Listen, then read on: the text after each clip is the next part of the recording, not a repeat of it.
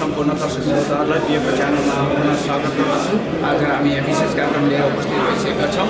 आज नेपालको समस्त स्वास्थ्य र डायस्पोराको भूमिका सम्बन्धी विशेष कार्यक्रम आयोजक नेपाली जनसम्पर्क मञ्च कार्यक्रम सुरु हुँदैछ। प्रमुख अतिथि हुनुहुन्छ वर्तमान स्वास्थ्य मन्त्री प्रदीप पौडेल उहाँ आउँदै हुनुहुन्छ अनि विभिन्न गण्यमान्य व्यक्तिहरू हुनुहुन्छ। यहाँ विशेष छलफल कार्यक्रम यहाँलाई स्वागत गर्दछु। बाँकी सबै कार्यक्रमतर्फ लैजान चाहन्छु। स्वागत गर्ने कार्यक्रम रहिरहेको छ।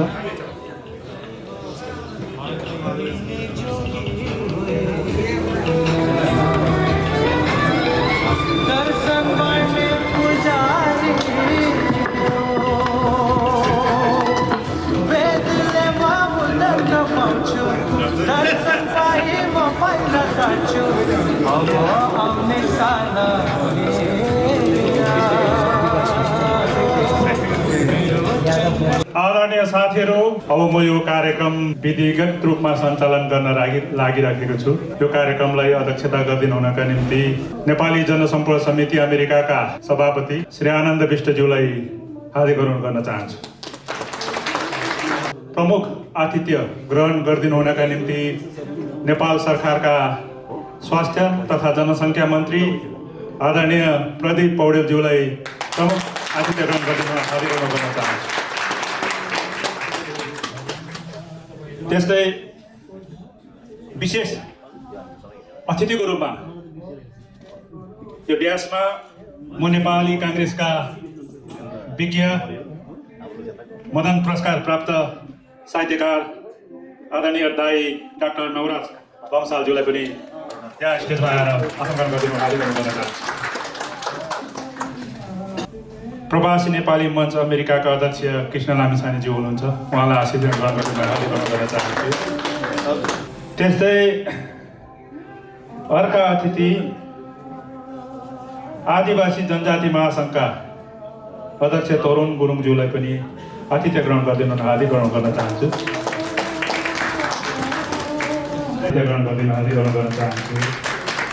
नेपाली काङ्ग्रेसका अग्रज नेता आदरणीय दाई कान्छा लामा तल ट्याकमा बसिरहेको हुन्छ। उहाँलाई आसन ग्रहण गरिदिनु हार्दिक अनुरोध गर्न चाहन्छु।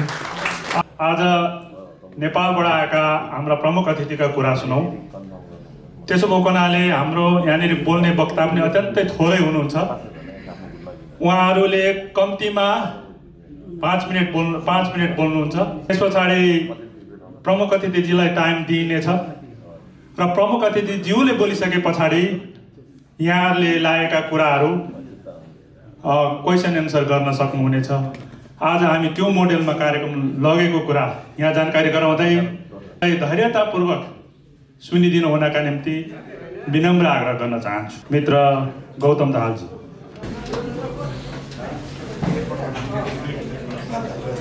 कार्यक्रमका सभापतिज्यू, कार्यक्रमका प्रमुख अतिथि माननीय स्वास्थ्य एवं जनसङ्ख्या मन्त्री एवं नेपाली काङ्ग्रेसका युवा नेता प्रदीपजी, आदरणीय नवराज दाई र आज यो कार्यक्रममा माननीय मन्त्रीज्यूलाई सुन्नलाई नेपाली जनसम्पर्क समितिको यो आमन्त्रणलाई स्वीकार गरेर जो यहाँ आउनुभएको छ उहाँहरू सबैलाई म नेपाली जनसम्पर्क समिति अमेरिका परिवारको तर्फबाट सबैभन्दा पहिला हार्दिक स्वागत गर्न चाहन्छु।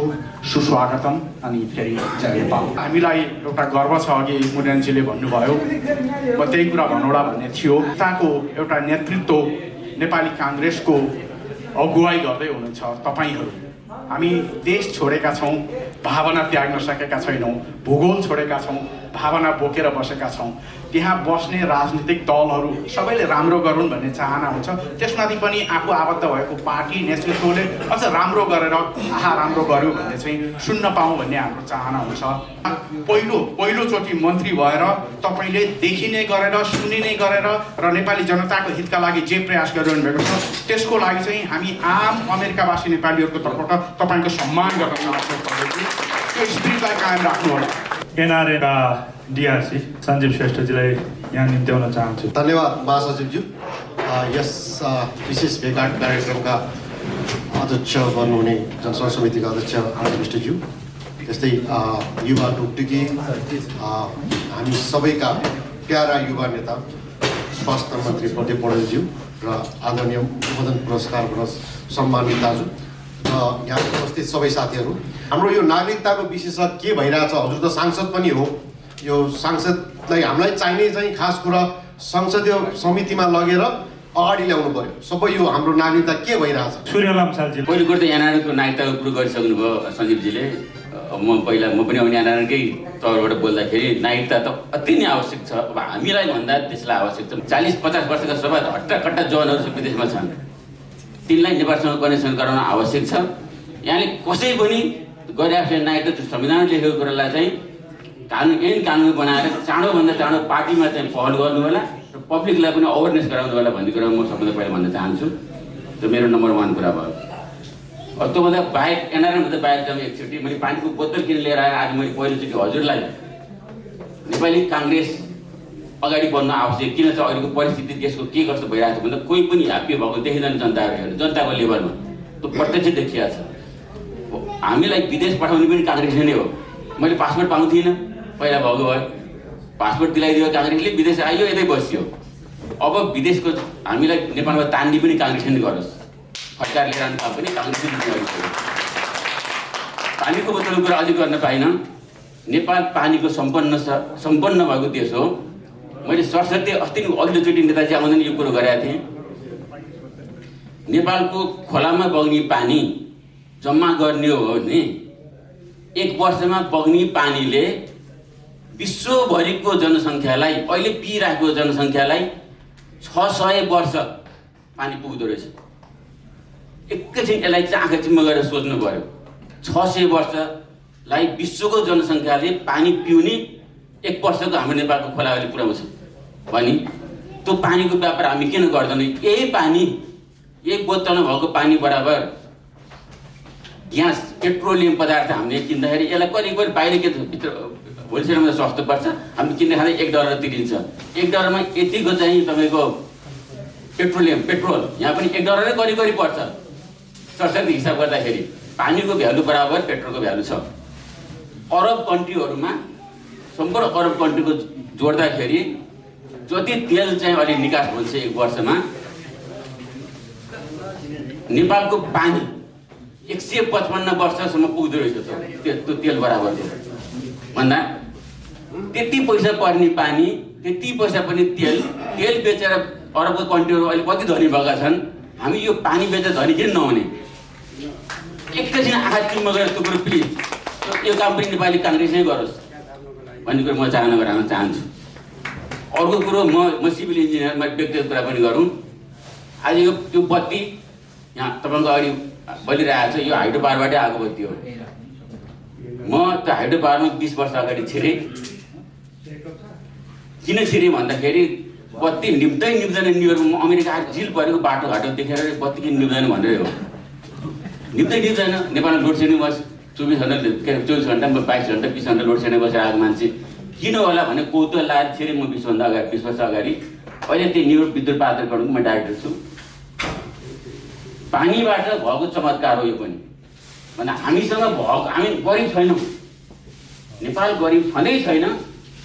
हामीले त्यो नबुझेर हो, नसोचेर हो। यो कुरामा मन्त्रीज्यू हजुर चाहिँ एकदम सशक्त व्यक्ति, मैले भित्रैदेखि मन पराएको व्यक्ति धेरै कम हुनुहुन्छ, तपाईँ पर्नुहुन्छ। यसमा चाहिँ यहाँले गएर फलो गर्ने मात्रै होइन, लिडै गर्नु पर्यो यो विषयमा। हामी बाहिर बसेर यहाँ हेल्प गर्न तयार छौँ। म यति भनेर यहाँबाट बिदा भएँ। धन्यवाद। बसन्ती राई बहिनी हाम्रो माझ हुनुहुन्छ, उहाँलाई आतिथ्य ग्रहण गर्ने हार्दिक अनुरोध गर्न चाहन्छु। मेरा मित्र वेद खरेलजीलाई यो स्टेजमा निम्त्याउन चाहन्छु। कार्यक्रमका सभापति मेरा मित्र आनन्द विष्टज्यू, युवा नेता माननीय मन्त्री प्रदीप पौडेलज्यू, सञ्चारकर्मी नवराज लम्सालज्यू लगायत यहाँ उपस्थित हुनुभएका सम्पूर्णलाई म जय नेपाल भन्न चाहन्छु। पुनः धन्यवाद दिन चाहन्छु। अब यहाँ म उभिएपछि 2-3टा कुरा चाहिँ मलाई अलिकति स्मरण भन्ने मन लाग्यो। एउटा यो अघि एनआरएनको विषयमा कुरा उठ्यो, नागरिकताको विषयमा कुरा उठ्यो र म आजभन्दा केही वर्ष अगाडि जतिखेर सुशील दाई पार्टीको कार्यवाहक सभापति हुनुहुन्थ्यो त्यतिखेर एकपटकको नेपाली सधैँको नेपाली भन्ने नाराको विषयमा के भएको थियो भन्दा पार्टी आज प्रदीपजी यहाँ हुनुहुन्छ, उहाँले लेख्दै हुनुहुन्छ, सुन्दै हुनुहुन्छ, कार्यान्वयन तहमा नेता कसरी जानुपर्छ भन्ने कुराकोलाई मैले जोड्नलाई सूत्र जोड्नलाई भनेको। त्यतिखेर सुशील दाई आउनुभएको थियो, आनन्दजी म चाहिँ लिन गएका थियौँ। टाङ्ग्रा मसालामा सुशील दाई, म र खगेनजी, आनन्दजी हामी 4 जना मात्रै खाना खाँदै थियौँ। त्यहाँ प्रसङ्ग उठ्यो, आनन्दजी अध्यक्ष यो चाहिँ के अरे एकपटकको नेपाली सधैँको नेपालीको विषयमा कुरा उठ्दा सुशील दाईले के भन्नुभयो भने पार्टीको चुनाव हुँदैछ, यसलाई के गर्ने भन्ने कुरा भयो। अनि आनन्दजी हाम्रो सबैको कुरा के भयो भने दाई एकपटकको नेपाली सधैँको नेपाली पार्टीको घोषणापत्रमै हाल्नुपर्छ नि भन्दा सुशील दाईले हुन्छ भन्नुभयो। त्यहाँबाट यहाँबाट नेपाल फर्केर गएर पार्टीको घोषणापत्रमा त्यतिखेर एकपटकको नेपाली सधैँको नेपाली भन्ने छ। तर काङ्ग्रेसले त्यो पार्टीमा पार्टीको चुनाव आउँदै थियो त्यतिखेर राखेको एकपटकको नेपाली सधैँको नेपाली घोषणापत्रलाई कन्टिन्यू चाहिँ फलोअप गर्नुपर्ने, बिचमा चाहिँ के छ भने त्यो शब्द त्यहाँबाट टुटेको छ। त्यस कारणले म प्रदीपजीलाई के भन्न चाहन्छु भने एकपटक पार्टीको घोषणापत्रमा भइसकेको कुरा पुनः यसलाई फेरि पनि त्यसलाई चाहिँ के छ भने चाहिँ यसलाई फेरि अगाडि बढाउनुपर्छ। नवराजी लेख्दै हुनुहुन्छ, किनभने पार्टीका यी आन्तरिक कामहरूमा उहाँ धेरै लाग्नु भएको छ, गरिरहनु भएको छ भन्ने मलाई चाहिँ हेक्का छ। त्यस कारणले म के विश्वास गर्छु भने यो कुराको चाहिँ जुन चाहिँ स्थापना भएको थियो, जुन बीजारोपण भएको थियो घोषणापत्रमा थियो, त्यसलाई पुनः पार्टीले लबिङ गरेर राखेर र यी विदेशमा भएका नेपालीहरूलाई मन जित्ने कामको बाटोमा लाग्यो भने मात्रै पार्टीको पनि केही बढी उद्धार हुन्छ, पार्टीको पनि सशक्त हुन्छ र विदेशमा बस्ने नेपालीको पनि मन जित्न सकिन्छ। म त्यो भन्न चाहन्छु। सङ्गठित एनआरएन भएर एउटै एनआरएन भएर एक डिक्का भएर गरेको आवाजले उनीहरूलाई पनि डर अथवा चाहिँ के छ गर्नै पर्छ भन्ने कर लाग्थ्यो। त्यस कारणले यतातिर पनि यो चाहिँ सङ्गठित आवाज गराएर एकत्रित यो एउटै एनआरएनको बाटोमा चाहिँ एनआरएन अभियन्ताहरू, साथीहरू र नेताहरू लाग्नुभयो भने सायद त्यसले चाहिँ के अरे सङ्गठित आवाज दिन्छ। त्यस कारणले कोही चाहिँ कोर्टको चाहिँ बलमा, कोही चाहिँ के छ भने चाहिँ पावरको बलमा हामीले चाहिँ लडाइँ लड्यौँ भने मलाई लाग्दैन यसले चाहिँ के अरे चाँडै यो चाहिँ हाम्रो नेपालीहरूको विदेशमा बस्ने नेपालीहरूको आवाज चाहिँ सुनिएला भन्ने मलाई लाग्दैन। उनीहरूले यसलाई चाहिँ यी कुराहरूलाई चाहिँ अलिकति वर्णन गरिदिनु होला भन्दै म बिदा हुन चाहन्छु। हस्, धन्यवाद। धन्यवाद। जनजाति महासङ्घका अध्यक्ष तोरण गुरुङज्यूलाई यो स्टेजमा निम्त्याउन चाहन्छु। Thank you so much. समाज परिवर्तन रूपान्तरण गर्नुपर्छ भन्ने व्यक्तित्वहरू चाहिँ यही मञ्चमा चाहिँ भएको मैले आवाज गरेँ। 2046 सालको आन्दोलनमा हाम्रो सन्त नेता कृष्ण प्रसाद भट्टराईजीले भन्नुहुन्थ्यो मेलाञ्चेको पानी ल्याएर चाहिँ सडक पखाल्छु, नेपाललाई सिङ्गापुर बनाउँछु भन्ने त्यो गुन्जाम, त्यो जुन त्यो भाषण थियो, त्यो भाषणले चाहिँ मलाई एकदमै एक प्रकारको के त त्यति बेला उग्र बनाएको थियो। त्यति बेला म एउटा यङ थियो। म 2046 सालको आन्दोलनमा 24 गतेमा म चाहिँ नि आन्दोलनमा सोभिको तर्फबाट सोभिबाट पार्टिसिपेट भएपछि मलाई चाहिँ गोली यहाँ चाहिँ लागेको थियो। त्यति बेला त्यो घटनाले पनि के त त्यत्रो लामो समय भइरहँदाखेरि चाहिँ अहिले नेपाल एउटा ग्रे जोनमा परिरहेको छ। फाइनेन्सियल एक्सन टास्क फोर्समा चाहिँ ग्रे जोनमा परेको परिस्थिति छ। यसले के गर्छ भने चाहिँ मनी लन्ड्रिङ साथै टेरिस्टमा फाइनेन्स गरेको त्यो प्रकारको जोनमा नेपाल परेको छ। अनि गणतन्त्र आएको, प्रजातन्त्र आएको 34-35 वर्षपछि गणतन्त्र आएकै 16 वर्ष भइसक्यो। त्यत्रो लामो समयमा हामीले जनताले चाहिँ के सुशासन देखेको, स्वास्थ्य क्षेत्र हरेक क्षेत्रमा चाहिँ के पाइरहेछ, के अनुभव गरेको छ। मलाई कस्तो लाग्छ भने कहिलेकाहीँ चाहिँ यो प्रजातन्त्र र गणतन्त्र भने चाहिँ जङ्गली गाई भैँसीलाई चाहिँ एक हप्तामा नुन चटा जस्तो मात्रै भयो कि जस्तो मलाई लाग्छ।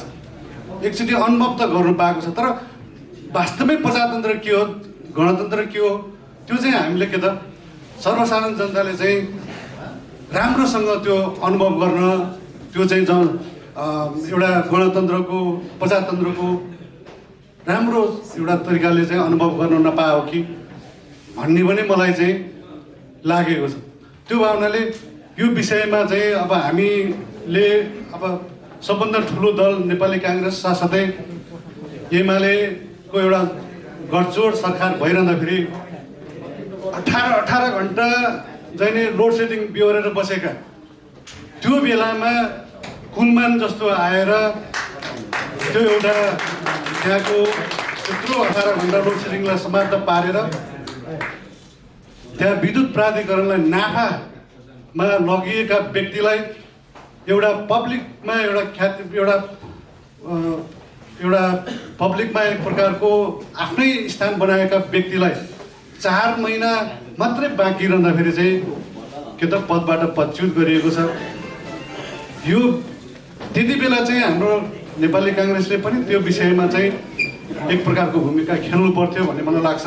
सुशासनको कुराहरू, स्वास्थ्य तथा शिक्षाको कुराहरू चाहिँ के त अहिले कुन हालतमा छ, कुन अवस्थामा छ, अझै पनि जनताले के त मूल्याङ्कन गर्नुपर्ने बेला भएको छ। राज्यको एउटा आम निर्वाचनमा पार्टिसिपेट हुनै नपाएको अवस्था छ भनेपछि हाम्रो भूमिका त्यति मात्रैमा के त मेन इलेक्सनै हाम्रो के त उपस्थिति जनाउन नपाएपछि हाम्रो भूमिकाहरू त्यहीँबाट तुइन्छ। त्यो हाम्रो 2084 को चुनावमा सकेसम्म हामीले पनि विदेश प्रवासमा बसेका सबै नागरिकहरूले चुनावमा डाइरेक्टली इन्डाइरेक्टली पार्टिसिपेट हुने व्यवस्था चाहिँ भइदियो भने हामीले चाहिँ आफ्नो भूमिका खरो रूपमा चाहिँ प्रस्तुत गर्ने एउटा अवसर चाहिँ पाउने थियो भन्ने मलाई लाग्छ। हामीसँग धेरै टाइम पनि छैन जस्तो लाग्छ मलाई। त्यो भएको हुनाले हाम्रो मन्त्रीज्यूको भोलिको यात्रा छ, शुभयात्रा पनि भन्न चाहन्छु भन्दै मेरो आफ्नो सानो भनाइ गर्न चाहन्छु। धन्यवाद। धन्यवाद कार्यक्रम सञ्चालकज्यू, कार्यक्रमका सभापतिज्यू, कार्यक्रममा नेपालबाट पाल्नुभएका नेपाली काङ्ग्रेसका केन्द्रीय सदस्य एवं स्वास्थ्य तथा जनसङ्ख्या मन्त्री प्रदीप पौडेलज्यू, मञ्चमा आसीन डाक्टर साहब, यो कार्यक्रममा उपस्थित हुनुभएका धेरै संस्थाका धेरै नेता साथीहरूमा म प्रवासी नेपाली मञ्च अमेरिकाको तर्फबाट र मेरो आफ्नो व्यक्तिगत तर्फबाट हार्दिक आभार व्यक्त गर्न चाहन्छु। तपाईँ हामी धेरै न्युयोर्कमै धेरै कार्यक्रममा छलफलमा सहभागी भइरहेको हिसाबले हामी सबै धेरै चिन्जान छौँ। तर पुराना साथीहरू चिन्दै अन्त सर्दै नयाँ साथीहरू आउने क्रम भइरहेको अवस्थामा यसरी छलफल गरिराख्दाखेरि नयाँ साथीहरूसँग चिन्जान पनि हुने यस्तो कार्यक्रम फेरि हाम्रो ट्रेन चाहिँ नेपालबाट नेता साथीहरू आउँदाखेरि छलफल गर्ने एउटा अभियान हामी चलाउने गर्छौँ। त्यो सन्दर्भमा पनि हामी आज छलफलमा सहभागी भएका छौँ। अत्यन्त खुसी पनि लाग्यो यो मौसम चिसो हुँदाहुँदै पनि। अब म विषयवस्तुमा मैले दुईवटा कुरा मात्रै भन्न चाहन्छु किन समय छोटो छ। हामी प्रमुख अतिथिको धेरै कुरा सुन्नु आवश्यक छ। सबभन्दा पहिला यो कार्यक्रममा प्रमुख अतिथिको रूपमा न्युयोर्कमा आउनुभएको मन्त्रीज्यूको बसाइ छोटो भए पनि सुखमयपूर्ण रहोस्। कार्यक्रममा जुन कार्यक्रमको लागि आउनुभएको छ त्यो कार्यक्रमले नेपालको उद्देश्य, नेपालको विकासमा महत्त्वपूर्ण भूमिका खेल्ने हिसाबले प्रस्तुत हुनुहुनेछ भन्ने हामीले आशा लिएका छौँ। त्यो बसाइ पछाडि नेपाल फिर्ती सवारी पनि सकुशल साथ यात्रा हुनेछ भन्ने आशा व्यक्त गर्न चाहन्छु। मलाई लाग्छ अहिले नेपालको हामी अमेरिका र नेपालको दुई तर्फबाट हेर्नुपर्छ भन्ने लाग्छ। नेपालमा जुन अहिले गठबन्धनको सरकार बनेको छ, यो गठबन्धनको सरकार अलि पहिले निर्वाचन पश्चातै भइदिएको भए अहिलेको अवस्था आउँथेन भन्ने मलाई लाग्छ। धेरै अभ्यास पछाडि, धेरै ढङ्ग र ठक्कर खाइसके पछाडि मेजर पार्टीहरूले अहिले सरकार बनाइरहेको अवस्था छ। हुन त कतिपय साथीहरूलाई यो सरकार फेरि अन्त्यतिर जाने हो कि छोड्ने हो कि भन्ने पनि हो, त्यो चाहिँ होइन। एउटा नेकपा एमालेको एउटा पार्टीसँगको आस्थावानको हिसाबले र हाम्रो नेताहरूसँगको समन्वय र सहकार्यको हिसाबले हामीले पनि यो बेलामा चाहिँ अन्तर्घात गर्नु हुँदैन भन्ने हामीले पनि प्रेसर दिने गर्ने गर्छौँ। यो अवस्थामा अहिले दुईटा मेजर पार्टीले सरकार चलाउँदाखेरि धेरै राम्रा कामहरू पनि भएका छन्। तपाईँ हामी नेपाल जाँदाखेरि 10 वर्ष अगाडिको 5 वर्ष अगाडिको त्यहाँको अवस्था र अहिलेको अवस्था हेऱ्यो भने धेरै परिवर्तन भएको छ। तर हामी सबै नेपालीले चाहे अनुसारको परिवर्तन भएको छैन। त्यसमा पनि कमी कमजोरी धेरै हाइलाइट भएका छन्। कमी कमजोरीहरू थोरै भएका छन्। पहिलाका कमी कमजोरी धेरै भएका थिए होलान्, ती कोट्याउँदै आउँदा अहिलेका सबै गतिविधि चाहिँ ओझेलमा परेका छन् र सरकारले र दुईटै पार्टीले मेजर पार्टीहरूले आफूले गरेका राम्रा कामको प्रचार प्रसार गर्न सकेको अवस्था छैन। तपाईँ युट्युब देख्नु त अनेक च्यानलहरूमा अहिले केही सीमित हाइलाइट चाहिँ बढी आउने गर्छन्। सरकारको र पार्टीका नेताहरूले आफ्नो नेतृत्वमा गरेका नेतृत्वमा गएर सरकार सञ्चालन गरेका राम्रा गतिविधिको प्रचार प्रसार नहुनु पनि एउटा सरकारले गरेका कामको बाहिर नआउनु पनि एउटा कमजोरी हो, जसले गर्दा अन्य पक्षहरूलाई फाइदा पुगेको देखिन्छ। यो अहिलेको सरकारको अभ्यास हेर्दा हामी र आनन्दजी अमेरिकामा हुँदा हामी त 10 वर्ष त्यो हुन्थ्यो, हाम्रो कहिले पनि विवाद छैन। हामी त प्रत्येक कार्यक्रम कांग्रेसको नेता आउँदा, एमालेको नेता आउँदा, अरूको नेता आउँदा पनि हामीले सहकार्य गरेर कार्यक्रम गर्ने गर्छौँ। यो हाम्रो सिकाइ अहिले पार्टीले गर्यो कम्तीमा पनि। यो चाहिँ म पार्टीको तर्फबाट प्रमुख मोदीलाई विशेष धन्यवाद पनि दिन चाहन्छु। कम्तीमा पनि सहकार्यको सीमित अवस्थामा भोलि निर्वाचनमा जाने सन्दर्भमा आफ्नो तरिकाले जानु होला, त आफ्नो ठाउँमा छ। जब यो थोरै मान्छेलाई जे चाहिन्छ त्यो दिनुभन्दा मेजर पार्टीले अहिले जुन प्रक्रिया गरेको छ यसलाई अलिकति व्यवस्थित गर्ने र यो कम्तीमा पनि भ्रष्टाचारलाई न्यूनीकरण गर्ने, राइट प्लेसको व्यवस्था गर्ने, यो चाहिँ नभएर समस्या आएको छ। फेरि मैले युवा नेतालाई भन्दा उहाँलाई चित्त दुख्ला, म पनि नेपालमा भएको मैले त्यही पनि गर्थेँ होला। 3 चोटि संसद भएको मान्छेहरू मन्त्री हुन पाउनु भएको छैन। सौभाग्यवश हाम्रो नेता चाहिँ पहिलोचोटि हुन पाउनु हो। हाम्रो त युवा नेता भएको छैन, हाम्रो त गौरव छ। तर त्यो हिसाबले जाँदाखेरि मान्छेहरू खेल्ने प्रक्रिया सुरुवात भएको छ। पार्टीमै गुटबन्दी त्यसरी सुरुवात भएको हो नि त। अब हाम्रो प्रमुख अतिथि पनि एउटा पार्टीको एउटा च्यानलबाट आउनु भएको छ, हाम्रो अर्को मन्त्री अर्कोबाट आउनु भएको छ, अनि पार्टीको नेताले मन्त्रीले गरेको कामको सपोर्ट गर्नुभन्दा पनि सरकारको विरुद्धमा बोलिराख्नु भएको छ। यसले चाहिँ राम्रो गर्दैन।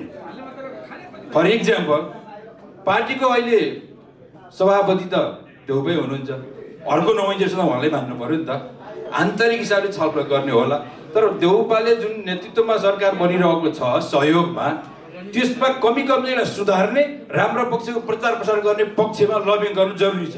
तर त्यो हाम्रो शेखर कोइरालाजी, डाक्टर साहब अनि अर्को शशाङ्क कोइराला, अर्को नेताहरू पनि त्यसको विरुद्धमा बोल्दै हिँड्नुहुन्छ। त्यसले चाहिँ पार्टीलाई पनि राम्रो गर्दैन, ओभरअल प्रचार प्रसार पनि नेगेटिभ जान्छ, जसले गर्दा सरकार छोड्छ या अब छुट्यो या अर्को बन्यो भने यस्तो नकारात्मक प्रभाव परिरहेको छ। त्यसकारण हाम्रो प्रमुखज्यू पनि एउटा गुट्सको एउटा नेतासँगको नजिक हुनुहुन्छ, हामीलाई सबैलाई थाहा छ भनिरहनु जरुरी छैन। उहाँले त्यस्ता नेताहरूलाई कन्ट्रोलमा ल्याउनु पर्यो, सुझाव दिनु पर्यो। मैले पनि त्यही भन्छु। अब मैले अस्ति यहीँ आउँदा पनि पार्टीको प्रधानमन्त्री आउनुभयो, प्रधानमन्त्री एउटा बनेको छ, पछि अर्को आयो, अर्को गुटको कुरा हुन्छ।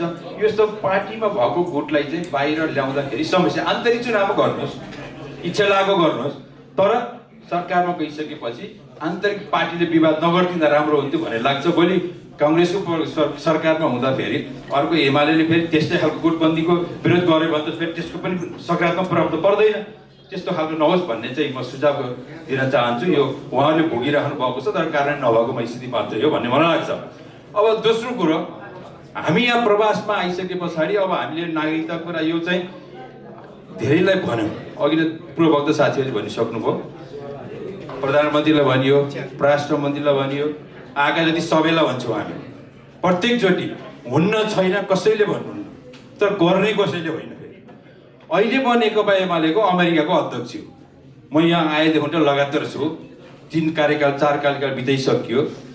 हाम्रो नेताहरूलाई प्रवासमा भएको अधिकार स्थापित गर्ने सन्दर्भमा आस्थाको हिसाबले हामीले यहाँ पार्टीको झन्डा बोक्ने होइन, पार्टीको प्रचार प्रसार गर्ने होइन, तर जब प्रवासमा आइसकेपछि प्रवासको अधिकार स्थापित गर्न नेपालको सरकारसँग नेपालको पार्टीको च्यानललाई प्रयोग गर्ने हाम्रो काम त्यति त हो नि। हाम्रो प्रवासको अधिकार जस्तै दोहोरो नागरिकताको कुरा, गैर-आवश्यक नागरिकताको कुरा, दोहोरो ट्याक्सको कुरा, यो पक्षमा विदेशमा भएका नेपालीहरूलाई कानुन प्रक्रियामा कानुन संशोधन गर्ने काममा गरिदिनुहोस् है, जसले फाइदा हुन्छ, देशलाई फाइदा हुन्छ भन्ने लबिङ गर्ने मात्रै। हामी मन्त्री पनि हुने होइन, सांसद हुने पनि होइन, कुनै राजनीतिक नियुक्ति दिने पनि होइन। त्यस कारणले गर्दा हाम्रो शुद्ध के हुन्छ भने बिहान उठेदेखि बेलुका सुत्ने बेलासम्म त्यो नेपालको गतिविधि हेर्दै दिन जान्छ। हामी सबै त्यसरी बिताएका छौँ। त्यो च्यानल प्रयोग गर्ने हिसाबले मात्रै। त्यस कारण अहिले त म अस्ति भर्खर 2 हप्ता अगाडि हामी यही गइरहेपछि नेपालीको नागरिकताको कुरा आइसके पछाडि, अध्यादेश आइसके पछाडि सबभन्दा विधेयक आइसकेपछि सबभन्दा पहिला विरोध गर्ने यहाँ काङ्ग्रेसको सभापति जनसम्पर्क सभापति आनन्द विष्ट र प्रवासीको अध्यक्ष मैले हामी दुईटाले सिग्नेचर गरेर यो 10 वर्ष भिसा दिने प्रक्रिया प्रवासी नेपाली जनताको पक्षमा छैन, तुरुन्त खारेज गर्नुपर्छ भनेर संयुक्त विज्ञप्ति निकाल्ने हामी दुईटा। त्यस पछाडिमा लगत्तै नेपाल गए। मलाई नेपालमा जाँदा प्रधानमन्त्रीलाई भेट्ने सन्दर्भमा मन्त्रीज्यूसँग भेट भएको थियो, उहाँहरू पनि स्वास्थ्यको विषयमा मिटिङमा जानुभएको थियो। प्रधानमन्त्रीकै भेटघाट सन्दर्भमा उहाँसँग भेट भएको थियो। त्यति बेला यो किन त 10 वर्ष यो भिसाको व्यवस्था गरियो त भन्दाखेरि उहाँको बुझाइ के छ भन्दा ग्रिन कार्ड, पिआर, गैर आवासीय नेपाली नागरिकता, विदेशमा बसेको नेपाली, विदेशको नेपाली नागरिकता लिएको नेपाली, यी सबैको विषयमा नेताहरूको बिचको बुझाइ एउटै छैन। वास्तवमा सबै नेताले बुझ्नु भएकै छैन। अब छलफल गर्दै यता बुझेन भन्नुहुन्छ, विधेयक ल्याउने बेलामा त्यसको बारेमा कहिल्यै पनि त्यो कुरा आउँदैन भनेपछि अब अहिलेको विधेयक पास भयो त भएन नि त। छलफल हुँदै गयो, लास्टमा गएर टेबलमै आएन भनेपछि हामी यो खेलाउँदै जाने हो। र अहिले चाहिँ लास्ट आवरमा हेर्दाखेरि नेकपा एमाले र काङ्ग्रेसको सरकार हुँदा पनि प्रवासी नेपालीहरूको पक्षमा निर्णय भएन भने मलाई लाग्छ 84 होइन, काङ्ग्रेसको आउँदैन, एमालेको नि आउँदैन, यो क्लियर रूपमा। त्यसको लागि पनि म पारदर्शी हुनको लागि तपाईँ आफैबाट सुरुवात गर्नुहोस् र अरू मन्त्रीहरूलाई पनि त्यो प्रक्रिया अगाडि बढाउनु भयो भने तपाईँको पनि भविष्य राम्रो छ, नेपालको भविष्य राम्रो छ, हाम्रो पनि आँट हुन्छ भन्ने छोटो विनती गर्छु। धन्यवाद, नमस्कार। मदन पुरस्कार प्राप्त व्यक्तित्व डाक्टर नवराज लम्सालज्यूलाई यो स्टेजमा निम्त्याउन चाहन्छु। देश लेख्न मनपर्छ। चुच्चो नाक परेको पहाड घर भएको एउटा बाहुनको छोरो, मैले बाहुनको पहाडको कविता लेखेको दिन म देशको कवि हुन्न, जब मैले देश जोड्ने कविता लेखेँ भने चाहिँ म देशको कवि हुन्छु भन्ने त्यो आत्मविश्वास मलाई लाग्छ। तपाईँहरूलाई थाहा छ। त्यस कारणले म चाहिँ केही गीतका टुक्राहरू सुनाउँछु, केही कविताको टुक्रा सुनाउँछु, फुल फ्लेजको कविता कुनै दिन फेरि सुनाउला। मलाई एउटा आत्मविश्वास के छ भने मेरो एक हरफ गीत सुनेर, एक हरफ कविता सुनेर निराशमा बसिरहेको एउटा नागरिक देशभित्र वा देश बाहिर राति सुत्ने बेला निन्द्रा लागेर पनि रेडियो सुन्दाखेरि अथवा गीत चट्ट आफ्नो मोबाइलमा सुन्दाखेरि जिन्दगी दुःखै त रहेछ यार, मैले बिहान उठेर काममा लाग्छु अब भन्ने उत्साह दिन सकेँ भने चाहिँ म लेखक हुन्छु, नत्र हुन्न भन्ने त्यो एक प्रकारको अहम छ म भित्र। रामकृष्णले गाएको गीत सुन्नुभयो होला, दिलको कुरा नगर दिल माया, धेरै भयो सिसा चाहिँ फुटेको, आगो पानी सँगसँगै बस्दैन, जाति भयो दिपसँग छुटेको। त्यो ट्रेजेडीवालालाई पनि मजा आउँछ होला नि होइन। त्यो लोक राणाले गाएको एउटा गीत छ, धेरै पल्ट हारिरहेँ आफैलाई मारिरहेँ, अब तँलाई एउटा खबर पठाएर बाँड्छु, छातीबाट तेरो तस्बिर हटाएर बाँड्छु। किनकि अर्काले देव मर्न खोज्नेहरूलाई मलाई यस्तो खालको गीतहरू मनपर्छ। हारहरूमा हार्दिनँ म, हार टेकेर बाँच्छु, चोटहरूले च्यातिन्न म, प्रहार टेकेर बाँच्छु। अनि मलाई अघि बढ्न देऊ, मलाई शिखर चढ्न देऊ, बेसीबाट आफै उठ्छु, भिरबाट लड्न देऊ। मलाई त्यस्ता गीतहरू, मलाई यस्ता खालका गीतहरू मनपर्छ। र मलाई विशेष त भारी बोकी हरेक दिन यही बाटो आछौ, भारी बोकी तिमीले आफ्नो जीवन बोकिरहेछौ, भनिदेऊ न भरियालाई भोकै छौ कि खाछौ। त्यस्तो गीतहरू मलाई मनपर्छ। कर्णदासले गाएको एउटा गीत भिडियोको चलिरहेको थियो। अनि मकै भुट्ने बुढी आमा सडक किनारामा, भाग्य हो कि पसिना हो तिम्रो निधारमा, पानी खाने फुर्सद छैन पसिनाले प्यास मेट्छौ, मकै हो कि मकैसँग जिन्दगीको रहर पुग्छौ, छोरा होलान् छोरी होलान् ए मकैले भाग्य लेख्ने, तिम्रो इतिहास चाहिँ कसले लेख्ने, मकै भुट्ने बुढी आमा सडक किनारामा, भाग्य हो कि पसिना हो तिम्रो निधारमा। कि त्यो श्रमिकहरूको, कि बस्तीको, कि दुःखको, कि अभावको, तर दुःखको र अभावहरू टेकेर आशा र उत्साह लेख्न मनपर्छ। अघि मैले एउटा सन्दर्भ भनेको थिएँ, जो चुच्चो नाक परेको कालो कालो अनुहारको पहाडिया बाहुनको छोडिदिए, यो देश मेरो हो भनेको दिन मात्रै देश मेरो हुन्छ भन्ने लाग्छ। जस्तै एकै देश अनेक जात धर्म, राई र लिम्बू महु, साँच्चै धीर धिमाल वीर बलियो, कोचेर मेचे महु, राज्य छैन र राजवंश भनिने, त्यही राजवंशी महु, गनगाई र सतार पूर्वतिरका पूर्वीय थारो महु, चण्डी पालम गाउँदै रस भरे, कोशी तरे पश्चिम सेतो सोलो पुगेर सेब्रो धुनमा चाखे हिमाली रङ तुम्बा तान्न र टोक्न टक्क सुकुटी कहिले सिके खै कुनी सल्लेरी हिउँ फाटमा सगराको माथा उभेको मुनि। एकचोटि तराई झरौँ। भन्छन् मध्ये मध्ये सभा सुन खलो सम्मो तराई महु ऊर्जा उब्जनी जनकको राज्यस्थली राजा हुँ बत्ती झलमल झरझरा छछुजिया फाटै खुलेको कति मै हुँ त्यो मनमोह मोह मिथिला उसका सयौं संस्कृति। त्यो मिथिला मेरो हो, म हुँ राई लिम्बू गुरुङ मगर थारू हामी सब हामी हौँ, सब हामी छौँ र त हाम्रो देश भएको छ भन्ने मलाई लाग्छ र म भन्दा पछिको भाइ पुस्तालाई त्यही लेख्नुपर्छ भन्छु। र मैले 57-58तिर देश चरम द्वन्द्वमा गएको बेलामा मैले साथीहरूलाई भन्थेँ, कलाकारहरूलाई भन्थेँ, साथीहरू पोलिटिक्स आज विपरीत ध्रुवमा जान्छ, भोलि आफ्नै ध्रुवमा फेरि फर्किन्छ। पोलिटिक्स हाम्रो नियन्त्रणमा छैन, कवि कलाकारहरूको नियन्त्रणमा नहोला, तर पब्लिक हामीसँग छ। हार्नेहरूको इतिहास हामीसँग हुन्छ, निराशाहरूको इतिहास हामीसँग हुन्छ। तर पोलिटिक्सको पछि लाएर एउटा लेखक राजनीतिक धारको प्रचार प्रसारको निम्ति एउटा लेखक लाग्यो भने त्यो राजनीतिक धार सकिएको दिन लेखक सकिन्छ। बुझ्दै ठिकै हो नि होइन? लामो समय पढाउनु कपाल त त्यसै फुल्या छैन, मैले ठिकै भनिँदा होइन। अनि त्यो तर हामी अहिले नेपाली लेखकहरूको समस्या के हो भने हामी पोलिटिक्सद्वारा गाइडेड छौँ। मैले यो चिज लेख्दा मेरो पार्टीलाई फाइदा पुग्छ कि पुग्दैन, मेरो सिद्धान्तलाई फाइदा पुग्छ कि पुग्दैन, मेरो दर्शनलाई फाइदा पुग्छ कि पुग्दैन। यो गीतले मैले भोट हाले पार्टीलाई हित गर्दै गर्दैन, मेरो कविताले गर्दै गर्दैन, मेरो किताबले गर्दै गर्दैन। त्यो लेखेको दिन, त्यो नेता र पार्टी सकिएको दिन साहित्य पनि सकिन्छ र त्यो लेखक पनि सकिन्छ। तर म यस्तो लेख्न चाहन्छु कि मेरा हरफहरू पार्टीलाई काम लागोस् कुनै दिन। त्यो बेला मैले भन्थेँ सधैँ द्वन्द्वको कुरामा हत्या के अरे बन्द गरेर हत्या हिंसा भनेर राज्यले रेडियोबाट गीतहरू बस्थ्यो होइन, त्यस्ता गीतहरू बनाउँथ्यो। उताबाट त्यो राज्य आतङ्क बन्द गर भन्थ्यो। राज्य आतङ्क गरिस् भन्ने र बन्द गरिस् भन्ने दुवैजनाले अँगालो हालेको समाचार भने यही हातले लेखेपछि। तर त्यो बेला चाहिँ म त्यो कविता लेख्न चाहन्न थिएँ र त्यो बेला म के लेख्थेँ भने यसरी भन्ने आँट मलाई त्यसले दिएको।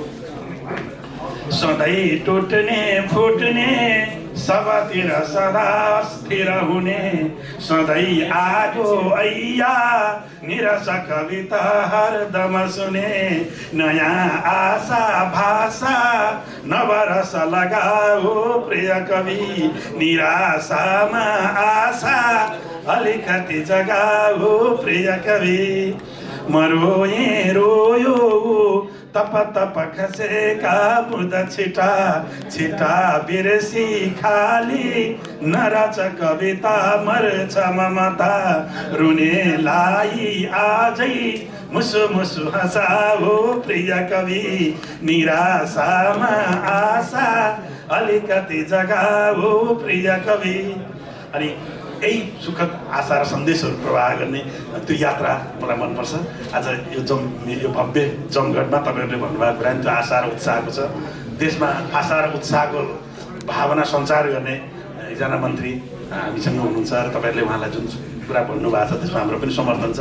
धेरै वर्ष मिडियामा बसेर अक्षरहरूसँग र आवाजसँग साधना गरेर त्यो 72को भूकम्पको बेला रातभरि रेडियोमा लाइभ गरेको, अनि कोभिडको बेलामा 700 कर्मचारी भएको रेडियोमा एज अ न्युज चिफ नेपालको 7जना मान्छेलाई लिएर रेडियोमा डनलप ओछ्याएर भैँमा सुतेर खानेकुरा केही पाइन्थ्यो, 47 दिन खानेकुरा केही पाइन्थ्यो। क्यान्टिनकोमा चिउरा पखालेर चिनी हालेर खाएर बिहान 5 बजीदेखिसम्म 11 बजीसम्म बसेर यो देशलाई नजिकबाट हेरेको एउटा विद्यार्थीको हिसाबले तपाईँहरूले एउटा सुखद सन्देश सञ्चार प्रवाह गर्नुभएको छ।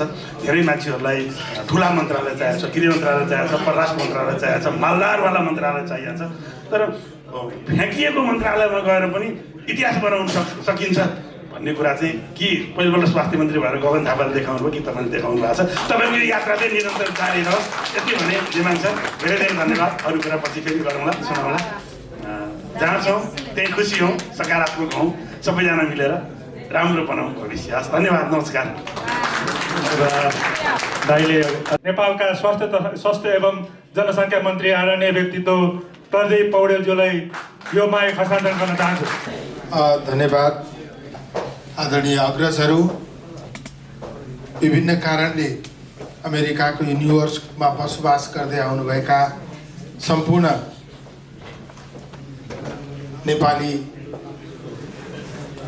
दाजुभाइ, थोरै उपस्थित दिदीबहिनी, सम्पूर्ण सहकर्मी साथीहरू, नेपालमा सङ्घीय लोकतान्त्रिक गणतन्त्र विकसित हुँदै गर्दा आज व्यक्तिको नियन्त्रित शासन व्यवस्थाका बारेमा चर्चा भइरहेको स्थिति छ।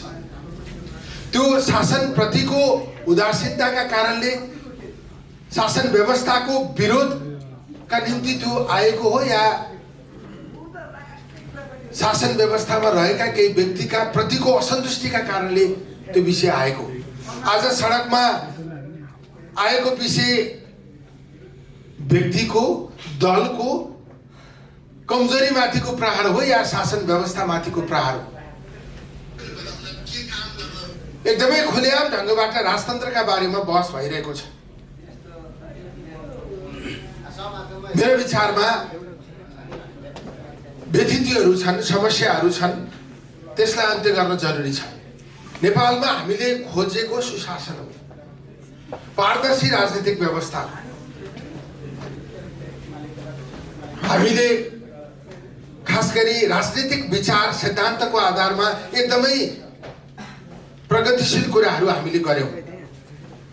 समाजवादको विषय हामीले निरन्तर उठाइरहेका छौं। नागरिक स्वतन्त्रताको विषय हामीले निरन्तर उठाइरहेका छौं। आर्थिक उन्नति, सामाजिक विभेद अन्त्य गर्ने विषय हामीले निरन्तर रूपमा उठाइरहेका छौं। राजनीतिक नेतृत्वले गर्ने भाषण, राजनीतिक दलले तयार गरेको दस्तावेजको आधारमा एकदमै उत्कृष्ट विचार हामीले प्रस्तुत गरेको स्थिति छ। तर हामीले प्रस्तुत गरेको त्यो उत्कृष्ट विचार कार्यान्वयन हुन किन सकेको छैन? अथवा आम मानिसको यो विचार खाली प्रस्तुतिका लागि मात्रै हो, यो विचार खाली भाषण गर्ने मसला मात्रै हो, डकुमेन्ट भित्र समावेश गर्ने शब्दको संग्रह मात्रै हो भन्ने किन परिरहेको छ? मेरो विचारमा हामीले बाहिर ल्याएका विषयहरू, राजनीतिक विचार र योजनाहरू कार्यान्वयन गर्नका निम्ति स्रोतको आवश्यकता छ। हामीले स्रोतसँग हाम्रो विचारलाई नजोडेको कारणले, जोड्न नसकेको कारणले यी विषयहरू कार्यान्वयन नभएका हुन्। हामीले राजनीतिक विचार सँगसँगै आर्थिक विकासको विशेष योजना प्रस्तुत गर्न नसकेको कारणले यो समस्या सिर्जना भएको। डिजिटल करेन्सीको विकास गर्न सकियो भने एकदमै पारदर्शी व्यवहार हुने स्थिति हुन्छ। त्यसकारण हामीले सुशासनको सन्दर्भमा काम गर्न जरुरी छ। आम नेपालीले खोजेको आजको मुख्य विषय भनेको सुशासन, गुड गभर्नेन्स हो। त्यसका निम्ति हामीले देशलाई भ्रष्टाचार मुक्त बनाउन सक्नुपर्छ। आजको चालु खर्च घटाउन सक्नुपर्छ। चुस्त दुरुस्त प्रशासनको विकास गर्न सक्नुपर्छ। नागरिक प्रति उत्तरदायी र जवाबदेही भएर शासन सञ्चालन गर्ने स्थिति हामीले बनाउन सक्नुपर्छ। यो उद्देश्यका निम्ति नेपाली कांग्रेस पार्टी र नेकपा एमाले पार्टी मिलेको हो भनेर हामीले पुष्टि गर्न सक्नुपर्छ। नेपाली कांग्रेस र एमाले मिल्नु र कुनै पनि खालको व्यथिति अन्त्य गर्नका निम्ति प्रयास र पहल नहुने कुरा चाहिँ स्वाभाविक हुन सक्दैन। किनकि राजनीतिको अन्तिम भरोसा दिलाउन सक्ने दलहरू मिलेर पनि केही भएन भने निराशा थप बढेर जाने स्थिति हुन्छ। त्यसैले पार्टीभित्र पनि सरकारमा पनि त्यस निम्ति कोसिस गरिरहेको स्थिति छ। अब मलाई एनआरएन को सन्दर्भमा के लाग्छ भने संगठित शक्तिले मात्रै अधिकार प्राप्त गर्न सक्छ। फेरि एनआरएन, म अमृत साइन्स क्याम्पस पढेको मान्छे हो। पढाइमा मलाई जित्ने मान्छेहरू सबै अमेरिकामा हुनुहुन्छ। त्यो बेलामा आईएससी टप गर्नेहरू सबै अमेरिकामा हुनुहुन्छ। हाम्रो समाजका अब्बल मानिसहरू एनआरएन बन्नु भएको छ। अब ती अब्बल मानिसहरूको व्यवहार कस्तो छ समाजले हेरिरहेको छ। देशै छोडेर आए पनि ती मानिसहरूले हाम्रो देशलाई थुप्रै कुरा सिकाउन सक्ने स्थिति हुनुपर्छ, उदाहरणीय बन्न सक्ने स्थिति हुनुपर्छ। हाम्रो समाजका अब्बल मानिसहरू सङ्गठित भएको एनआरएन भन्ने संस्था, जसको समयमा अधिवेशन हुँदैन, जो विधिले चल्दैन, जसका 5वटा गुटहरू हुन्छन्, त्यस्तो उदाहरण प्रस्तुत गरिरहँदा चाहिँ एनआरएन मास्तिको भरोसा नै टुटेर जान्छ। त्यो पनि अर्को निराशाको विषय हो भन्ने मलाई लाग्छ। त्यसैले संस्था कसरी चल्नुपर्छ त्यो कुरा एनआरएनले देशलाई सिकाउनु पर्ने हो। त्यो सिकाउने गरी एनआरएन अगाडि बढेको जस्तो देखिँदैन। नेपालको संविधानले एनआरएन अथवा गैर आवासीय नेपालीहरूलाई, अब शब्दकै विषयमा भन्ने हो भने गैर आवासीय नेपाली भनेको नेपालमा आवास नभएको नेपाली, गैर नेपाली भनेको होइन, गैर आवासीय नेपाली भनेको। त्यसैले त्यसलाई पनि अझै परिष्कृत शब्द ल्याउन सकिन्छ भने कोसिस गरौँ। तर गैर आवासीय नेपाली भनेको नेपाली होइन भनेको होइन, नेपालमा बसोबास नगरेको तर नेपाली भएको भन्न खोजिएको। त्यसैले त्यो चाहिँ एउटा उदाहरणीय संस्थाको रूपमा चाहिँ विकास हुनु पर्छ भन्ने मलाई लाग्छ। किनकि त्यसले देशलाई धेरै ढङ्गबाट योगदान पुर्याइरहेको छ। सङ्गठित र व्यवस्थित भयो भने अझ बढी योगदान पुर्याउन सक्छ। त्यसर्थ मलाई के लाग्छ भने पहिला यो एनआरएनको जुन खालको विभाजित स्वरूप देखिएको छ यसलाई अन्त्य गरौँ। नेपालको संविधानले गैर आवासीय नेपालीलाई जुन अधिकार प्रदत्त गरेको छ यो सरकारले नदेला, हिजोको सरकारले नदेला, तर नदिएर सुखै हुँदैन। संवैधानिक अधिकार त्यो सुनिश्चित भइसकेको छ। त्यसलाई कार्यान्वयनमा ल्याउने कुरा मात्रै बाँकी रहेको। त्यसैले त्यो ढिलो चाँडो कार्यान्वयनमा आउँछ। त्यसमा चाहिँ अब विभिन्न ढङ्गले आशंका गर्ने त्यो परिस्थिति बनाउन खोजिएको छ। तर यहाँहरू नेपाली नै हो, यहाँहरूलाई जति बढी नेपालले जोड्न सक्छ त्यति बढी नेपालले लाभ लिन सक्छ। यहाँहरू नेपाली तपाईँ आफ्ना लागि भएको होइन, नेपालका लागि भएको। तपाईँ नेपालसँग लिन होइन, नेपाललाई दिनका निम्ति नेपालसँग जोडिन खोज्नु भएको। त्यसैले त्यो यथार्थलाई बुझेर हामीले सजिलो गरी यहाँहरूलाई नेपालसँग कसरी जोड्न सकिन्छ त्यो उपाय पहिलाउन जरुरी छ। संवैधानिक विषयहरूलाई कार्यान्वयन गर्ने कुरामा ढिलो चाँडो समस्या हुँदैन, तर अझ बढी जोडिने स्थिति निर्माण गर्नका निम्ति अझ फराकिलो दायरा निर्माण गर्नुपर्छ। त्यस निम्ति यहाँहरू नै सङ्गठित भएर त्यो कुराहरू उठाउन सक्नुपर्छ। नेपालको राजनीतिलाई, नेतृत्वलाई दबाब दिने सङ्गठित स्वरूप यहाँहरूले निर्माण गर्न सक्नुपर्छ। त्यसमा म चाहिँ व्यक्तिगत रूपमा यो समुदायलाई सहज ढङ्गबाट नेपालसँग जोड्न सकियो भने आर्थिक विकासमा महत्त्वपूर्ण योगदान हुन सक्छ। एफडिआई भनिन्छ। अब चाहिँ यो त्यसको चाहिँ यो एनआरएन एफडिआई भनेको अथवा विदेशीले नेपालमा लगानी गर्ने भन्दा एनआरएनले नेपालमा लगानी गर्ने वातावरण सजिलो हुनुपर्छ। त्यो हामीले विदेशी लगानी भित्राउने भनेर भन्छौँ, तर नेपालसँग भावनात्मक रूपमा जोडिएकै समुदायको लगानी भित्राउनका निम्ति हामीले वातावरण बनाउन सक्दैनौँ भने नेपालमा विदेशी लगानी अथवा बाह्य पुँजी कसरी प्रवेश गर्न सक्छ? त्यो मैले सुनेको, पेपरहरूमा पढेको, हिजो पनि मैले आनन्दजीहरूलाई भने जस्तै जीबी भन्ने एउटा व्यक्ति नेपालमा सहकारी ठगेर भागेका छन्। उनी मलेसियामा छन् अरेको कुरा, अनि उनी मलेसियामा सुरक्षित छन् अरे, नागरिकता नै पाइसके अरे अथवा नागरिकता दिन लागि छ अरे। अनि किन नागरिकता दिन लागि छ भन्दा उनीसँग 1 अरबभन्दा बढी नेपाली पैसा छ। पैसा भएको कारणले मलेसियाले उनलाई चाहिँ नागरिकता दिन लागेको छ। यदि यो कुरा सत्य हो भने उनलाई माया गरेर मलेसियाले नागरिकता दिन खोजेको होइन, उनीसँग भएको पुँजीलाई मलेसिया ल्याउनका निम्ति नागरिकता दिन खोजेको। नेपालमा कानुन उनले मिचे, तर नेपालमा कानुन मिचेको गैर कानुनी काम गरेको व्यक्तिलाई अर्को देशले चाहिँ नागरिकता दियो, किनभने ऊ पुँजी भित्राउन चाहन्छ। भनेको संसारमा पुँजी भित्राउनका निम्ति, लगानी भित्राउनका निम्ति कस्ता कस्ता प्रयासहरू गरिएको छ। हामी चाहिँ के गरिराखेका छौँ?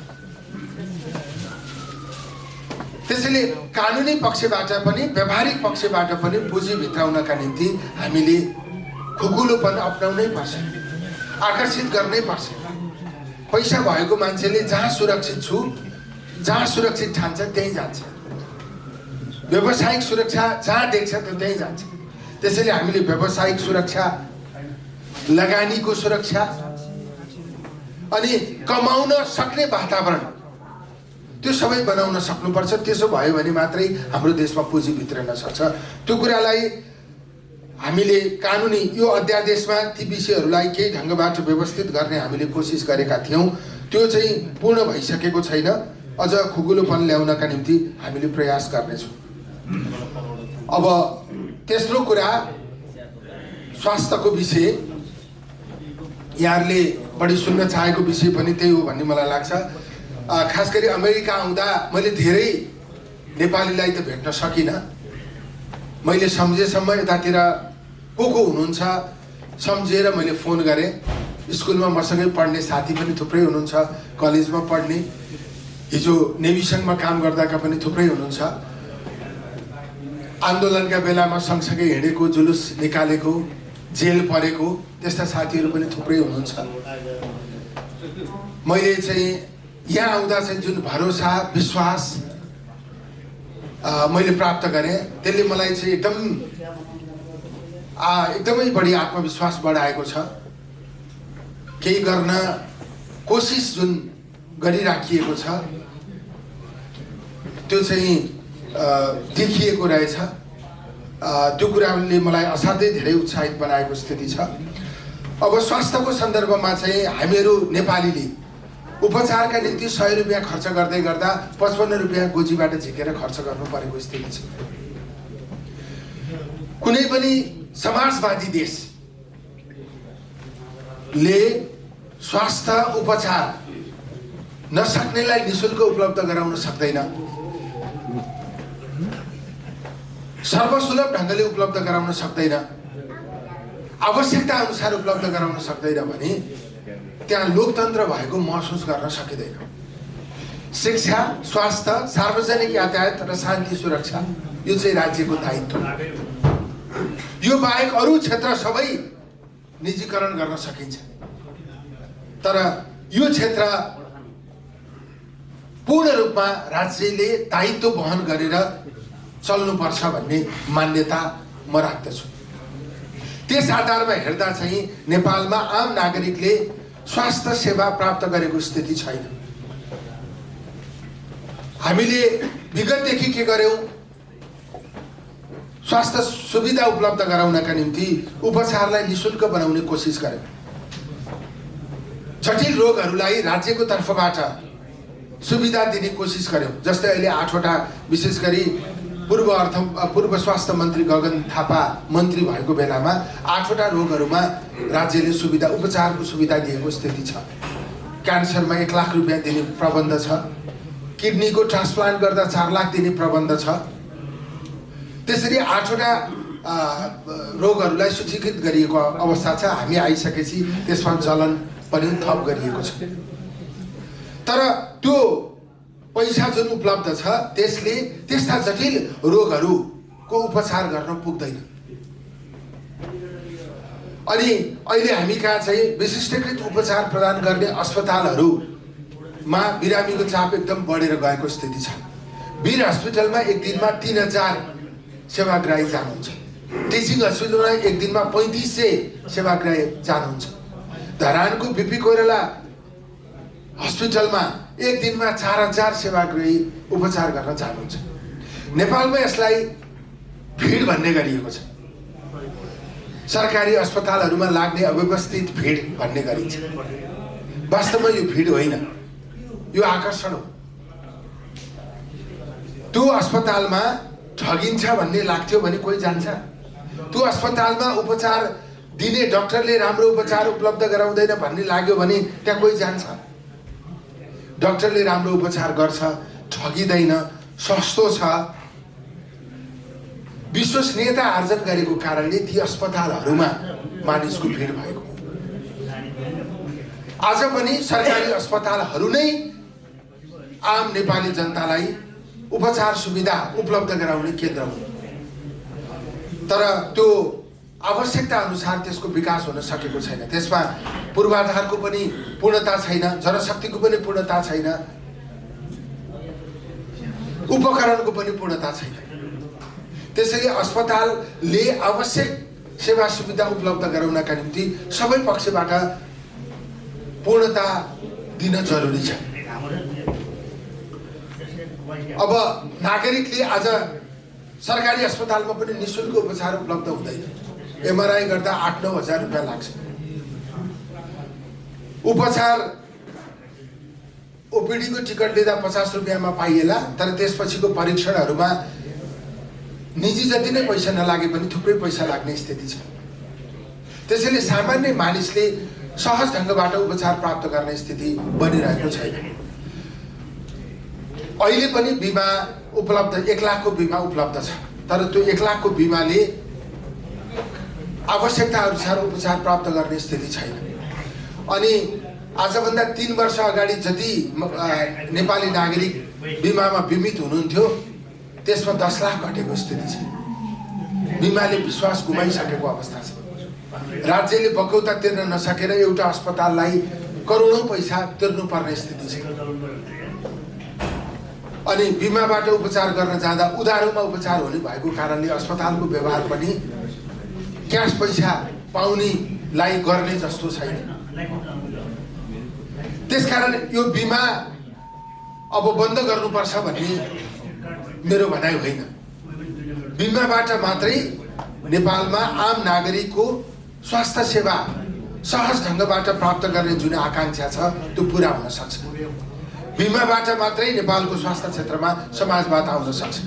बिमाबाट मात्रै नेपालको संविधानमा आम नागरिकलाई सर्वसुलभ ढङ्गबाट उपचार सेवा प्रदान गर्ने जुन प्रबन्ध छ त्यो पुरा हुन सक्छ। तर अहिलेको ढाँचाबाट होइन। यो ढाँचाको बिमा डुब्छ, यो बन्द हुन्छ। अहिले हामीले डुब्न लागेको बिमालाई उतार्न खोजेको, बन्द हुन लागेको बिमालाई बन्द हुनबाट रोक्न खोजेको। जस्तै गएको वर्ष बिमाका निम्ति सरकारले 7.5 अरब विनियोजन गर्यो। जुन दिन सरकारले 7.5 अरब विनियोजन गरेको थियो त्यही दिन सरकारले 16 अरब तिर्न बाँकी भइसकेको थियो। 16 अरब तिर्न बाँकी भएको बेला सरकारले जम्मा 7.5 अरब विनियोजन गर्यो। कहिलेका लागि भन्दा 16 अरब बाँकी भएपछि 1 वर्षका लागि। त्यो 16 अरब बाँकी नै छ। बजेट भाषण पछिको अर्को बजेट भाषण, अब आउने असाढको बजेट भाषणसम्म हामीले श्रावण महिनाको फेक क्लेम चेक गर्दा चाहिँ 1 महिनामा 2 अरब बिमालाई खर्च हुँदो रहेछ। यसको मतलब यो वर्षको 12 महिनामा 12 दुना 24 अरब खर्च हुँदैछ। यो वर्षको 24 अरब, गएको वर्षको 16 अरब, 40 अरब रुपियाँ बिमाका निम्ति खर्च हुने हिसाब देखिएको छ।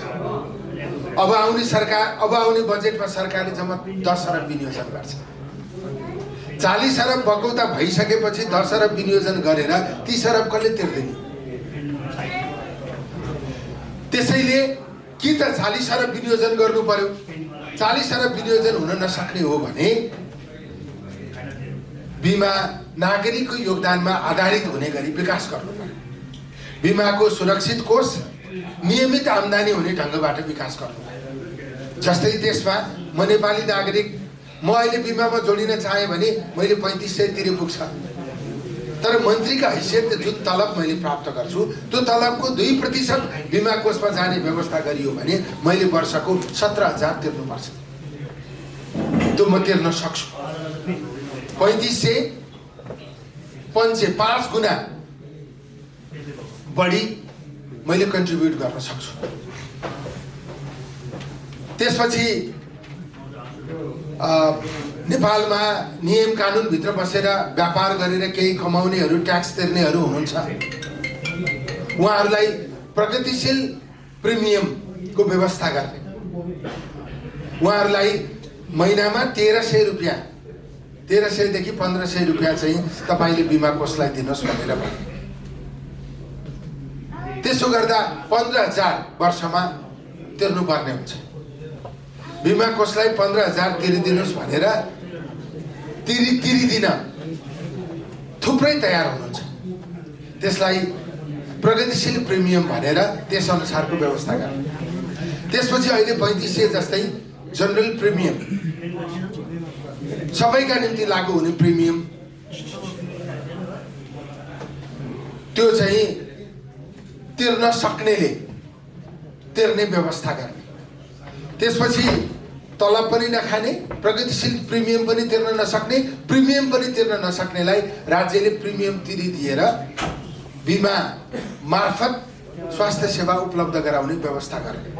त्यो भनेको नेपालको 16 देखि 18% जनसङ्ख्या पर्छ। अहिलेको बिमाको कुल बीमित सङ्ख्यामा सरकारले झन्डै 22%लाई बिमा गरिदिएको छ। यो 4 प्रकारको वर्गीकरण गरेर नागरिकलाई बिमा मार्फत स्वास्थ्य सेवा उपलब्ध गराउने र बिमा कोषमा आम्दानी हुने स्थिति बनाउन सकिन्छ। त्यसपछि अरू थुप्रै उपायहरू छन्, जस्तै गैर आवासीय नेपाली जसले नागरिकता लिनुहुन्छ, हामीले यहाँहरू जस्तालाई पनि प्रगतिशील प्रिमियम तिरिदिनुहोस् भनेर आग्रह गर्न सक्छौँ। यहाँहरूले आफैले स्वास्थ्य सेवा नलिए पनि नेपाल देशका निम्ति यहाँहरूले त्यो गरिदिन तयार हुनुहुन्छ। त्यसको सङ्ख्या पनि मलाई लाग्छ लाखौँको हाराहारीमा। नागरिकको सुविधाका निम्ति नेपाल सरकारले गर्ने जस्तो सुकै रचनात्मक काममा पनि एनआरएलले साथ दिन्छ, सहयोग गर्छ। त्यो दुरुपयोग हुनु भएन, त्यो नागरिकको सेवाका निम्ति प्रयोग हुनु पर्यो, त्यो पारदर्शी ढङ्गले चल्नु पर्यो। त्यस्तो अवस्थामा हामीले नेपालभन्दा बाहिर रहनुभएका थुप्रै नेपालीहरूलाई यो प्रक्रियामा जोड्ने स्थिति बन्न सक्छ। त्यसपछि स्वास्थ्य कर अहिले 6 अरब उठेको छ, त्यसलाई 18 अरब बनाइदिउँ। 1000 रुपियाँ बोतलको रक्सी 3000 पर्ने भयो, खाना छोड्यो भने त्यो मान्छे स्वस्थ भयो, देशलाई फाइदै हो। होइन 3000 परे पनि खाइरह्यो भने तेरो कलेज बिग्रिन्छ भाइ, आजैदेखि तेरो कलेजको उपचार गर्ने गरी खुद्रुको पैसा हाल। स्वास्थ्य करको स्टेपर बनाएर त्यो पैसा सम्पूर्ण रूपमा बिमा कोषमा जाने व्यवस्था गरौँ। कर्पोरेट रेस्पोन्सिबिलिटी अन्तर्गत केही रकम खर्च गर्नुपर्ने हुन्छ, त्यसको 50% बिमा कोषमा जाने व्यवस्था गरौँ।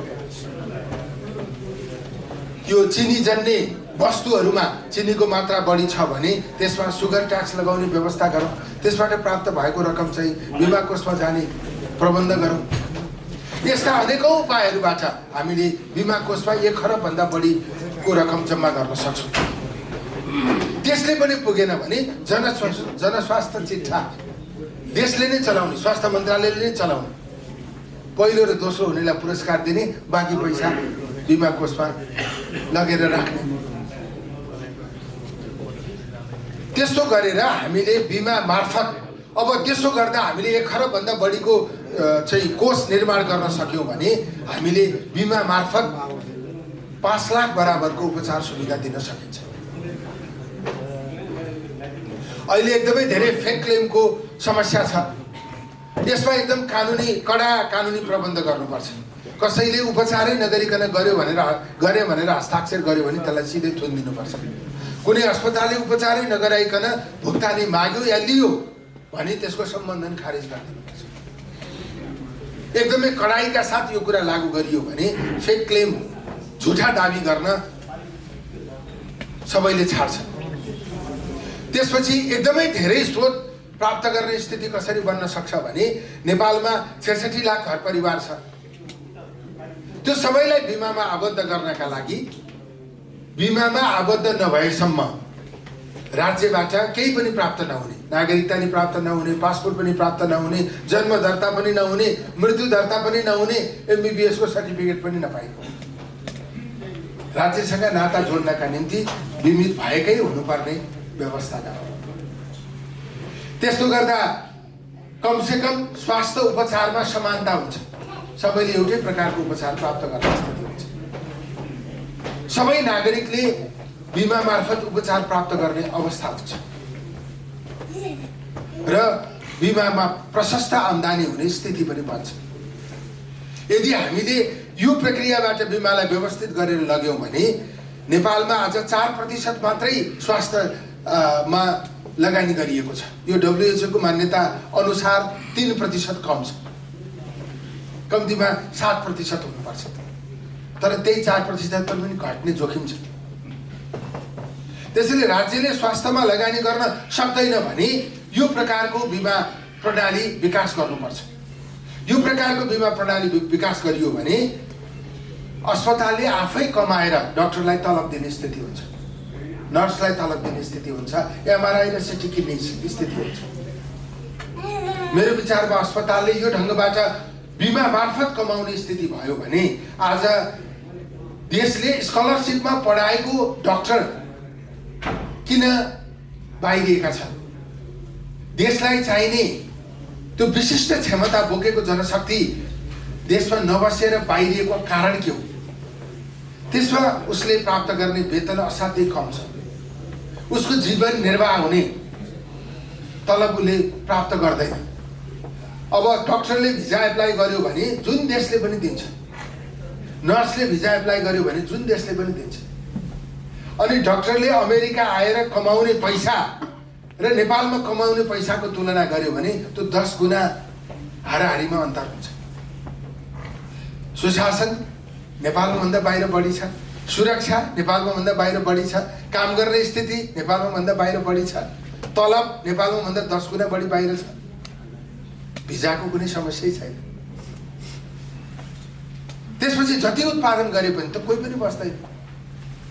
आज नेपालमा वर्षमा 27,000 डाक्टर उत्पादन हुन्छ, त्यो मध्ये 2300 बाहिर गएको भनेर अस्ति एउटा मिडियाले लेख्यो। 2300 नै चाहिँ होइन, अहिले त USMLE पनि पहिले जस्तो सजिलो छैन, तर 1500-1600 को हाराहारीमा बाहिर गइरहेको स्थिति छ। हाम्रो गजेन्द्र नारायण अस्पतालमा एउटा पनि स्थायी दरबन्दीको डाक्टर छैन। डोल्पा अस्पतालमा एउटा MBBS गरेको बहिनी हुनुहुन्छ, उहाँले छोडेर हिँडेको दिन डोल्पा अस्पतालमा डाक्टर भेटिन, एकदमै मुस्किल हुन्छ। कोही आफ्नै इच्छाले गएर काम गर्छु भनेर गइदिएको बाहेक सरकारले खटाएर अस्पतालहरूमा डाक्टर गइरहेको स्थिति छैन। अब बोनमा स्कलरशिपमा पढ्छ, 2 वर्ष सरकारले खटाएको ठाउँमा जानुपर्छ, त्यो किन जान्छ भने नगए सर्टिफिकेटै प्राप्त गर्दैन। उसले त्यो सर्टिफिकेट प्राप्त गर्नका निम्ति 2 वर्षको बोन्ड अवधिमा गएको हुन्छ, तर त्योभन्दा पछाडि सरकारले एकदमै धेरै टाइट गर्यो, नगई हुन्न भन्यो भने म यो सरकारी जागिर सारी खान्न बाहिर जान्छु भनेर विदेशिन्छ। त्यसैले चाहिँ अस्पतालहरूले ज्यादा आम्दानी गर्दा अहिलेको सेवा सुविधा जति छ त्यो बढाउन सक्ने स्थिति हुन्छ। डाक्टरलाई MBBS गरेको छ भने MD स्कलरशिपमा पढ्न दिने, स्कलरशिपमा DM गराउने, सेवा सुविधा थप गर्ने, जेल विदाउट बेल अथवा काम गर्ने वातावरण कानुनी ढङ्गबाट सुरक्षित गर्ने स्थिति बनाउन सकिएन भने हामीले यो विशिष्टकृत क्षमता बोकेको जनशक्तिलाई देशमा राख्न सक्दैनौँ। विशिष्टकृत क्षमता बोकेको भनेको के हो भने मैले कसैको ब्लड तानेको हेर्न सक्दिनँ, तर म जस्तै मान्छे हेर्ने होइन, उसले तान्ने काम गर्छ। कसैको टाउको भित्र चिरेर तार जोडेर अङ्ग जोडेर बिरामी मान्छेलाई निको बनाउँछ। त्यो भनेको म मन्त्री भए पनि मसँग त्यो क्षमता छैन। सोसल साइन्स पढेको विद्यार्थीसँग त्यो क्षमता हुने कुरै भएन। त्यसैले त्यो क्षमता भनेको विशिष्टकृत क्षमता, त्यसलाई रेकग्नाइज गर्ने काम पनि देशले गर्न सकिरहेको स्थिति छैन। त्यसैले नेपालको स्वास्थ्य क्षेत्रलाई पूर्ण रूपमा सुधार गर्ने भनेको अहिले स्वास्थ्य मन्त्रालयले प्रस्ताव गरेको बिमा प्रणाली मात्रै। यसमा हामी स्वास्थ्य मन्त्रालयले कार्यान्वयन गर्ने कुरा क्रमशः कार्यान्वयनमा अगाडि लिएर जाँदैछौँ। म फर्किएर जाने बित्तिकै केही निर्णयहरू तत्काल हुँदैछ, तर धेरै कुरा गर्नका लागि स्वास्थ्य मन्त्रालय मात्रैले सक्दैन। नेपालको निजामती क्षेत्र, नेपालको सुरक्षा अङ्ग सबैले 2% कन्ट्रिब्युसन गर्नुपर्छ भनेर स्वास्थ्य मन्त्रालयले निर्णय गर्दैमा त्यो लागू हुँदैन। त्यो सरकारले निर्णय गर्नुपर्छ। सामाजिक सुरक्षा कोषको स्वास्थ्यतर्फको पैसा बिमा बोर्डलाई दिनुपर्छ भनेर स्वास्थ्य मन्त्रालयले निर्णय गरेर त्यो लागू हुँदैन। त्यो सरकारले निर्णय गर्नुपर्छ। परिवार कल्याण कोषको पैसा स्वास्थ्य बिमामा दिनुपर्छ। एकद्वार प्रणालीबाट त्यसलाई सञ्चालन गर्नुपर्छ। आज पनि यो 8वटा रोगहरूमा दिइने सुविधा लगायत अन्य राज्यले दिएको सुविधा सङ्घ सरकारले मात्रै त्यस निम्ति 20 अरब रुपियाँ खर्च गरेको छ।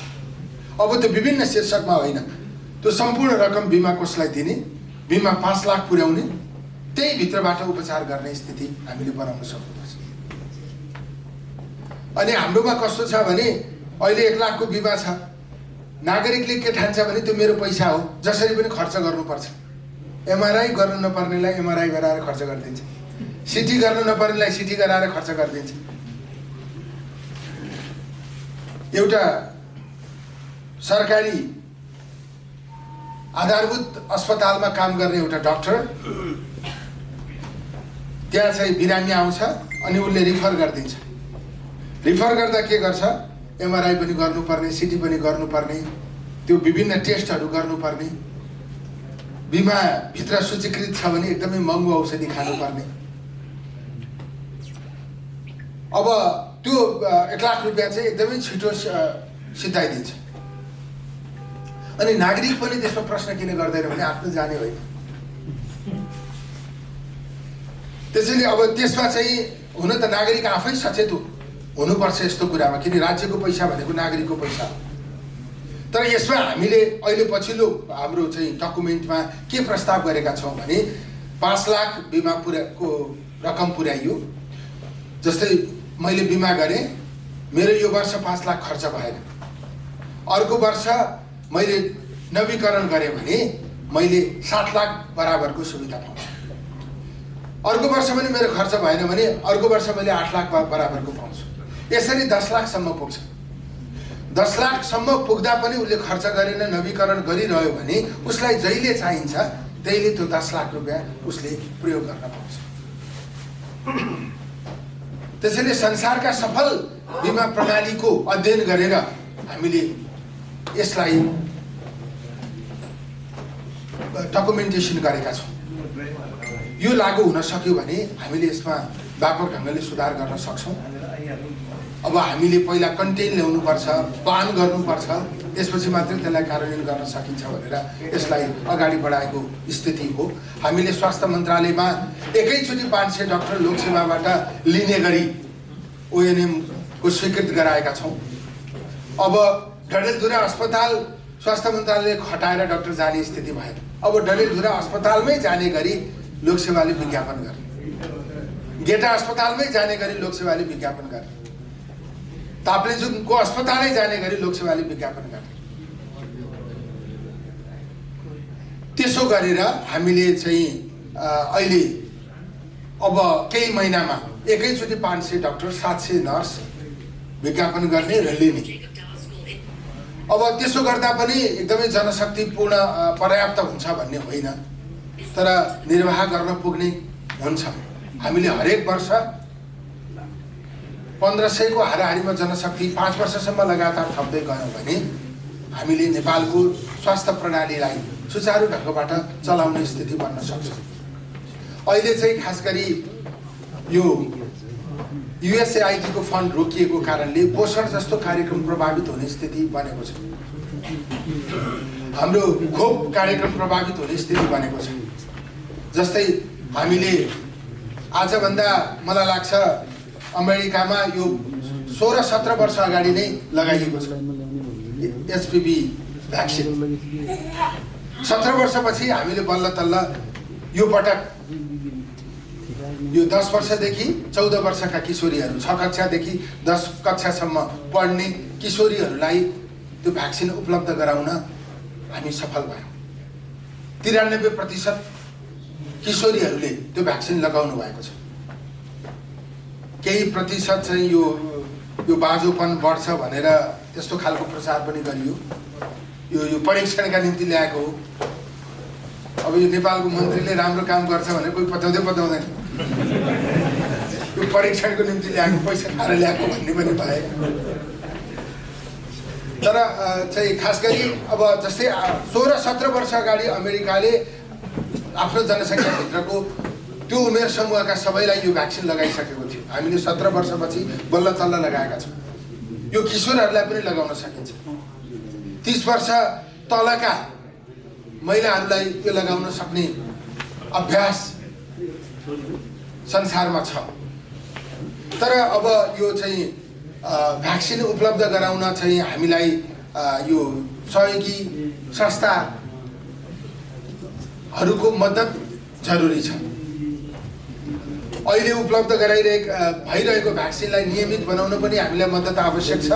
अरू नयाँ भ्याक्सिनहरू उपलब्ध गराउन पनि मद्दत आवश्यक छ। तर त्यो मद्दत गर्ने संस्थाहरू घटिरहेको, लगानी घटिरहेको स्थिति छ। अब त्यसमा मैले यहाँहरूसँग आग्रह गर्न खोजेको के हो भने अब यहाँहरूले चाहिँ अब अमेरिकाकै सहयोग निरन्तर रहने स्थिति बनाउनका निम्ति लबिङ गरिदिन आवश्यक छ। यो चाहिँ अहिले स्थगन गरिएको, बन्द गरिएको होइन। यो चाहिँ जेन्युन सहयोग थियो। ठिक छ, अरू चाहिँ अफ ट्रेजरीमा हामीलाई सहयोग चाहिएन।